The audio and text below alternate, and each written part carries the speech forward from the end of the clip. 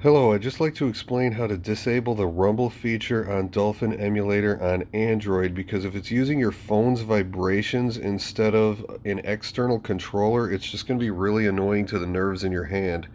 So I want you to click the settings icon and then go to GameCube input. To the right of GameCube controller 1, click the gear icon. Scroll down to the bottom and where it says rumble and motor, click the three dots.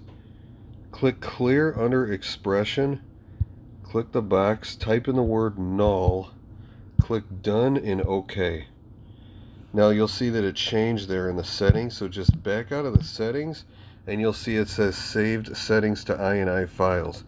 If for any reason you want to change it back, click the settings icon, go to GameCube input, gear icon, and click default and click OK.